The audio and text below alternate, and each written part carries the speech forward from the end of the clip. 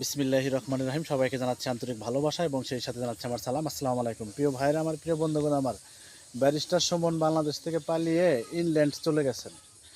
England চলে যাওয়ার পর ইংল্যান্ডের লোক তাকে দেখে বাঙালিরা বলছে, কি গো ভাই, আপনি বাংলাদেশ থেকে কি পালিয়ে এসেছেন?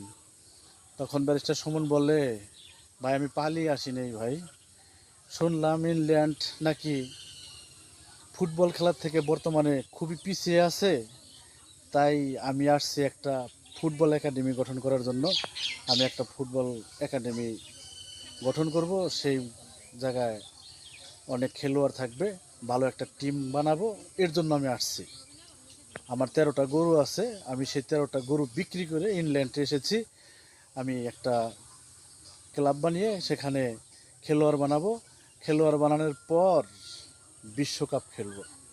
আমি বাংলাদেশের পেছে অনেক টাকা পয়সা নষ্ট করছি, কিন্তু বাংলাদেশের থেকে টিম খেলোয়াড় আমি এগিয়ে নিতে পারিনি। তাই আমি আসলাম যে ইংল্যান্ডে একটা টিম বানাবো, টিম বানিয়ে এই টিম দিয়ে বিশ্বকাপ খেলবো। এর জন্যই আমি আসছি, বুঝছেন ভাই। ব্যারিস্টার সুমন বাংলাদেশ থেকে পালিয়ে যায় নাই, উনি ইংল্যান্ডে গেছেন, একটা ক্লাব বানাবেন, সেখানে ফুটবল একাডেমি করবে, আর সেই ফুটবল একাডেমি থেকে তিনি বিশ্বকাপ খেলবেন। যাই হোক, আপনারা সবাই ভালো থাকেন। এইভাবে কিছু কিছু আওয়ামী লীগের এমপি মন্ত্রীরা পালিয়ে পালিয়ে বাংলাদেশ থেকে বিদায় নিচ্ছে।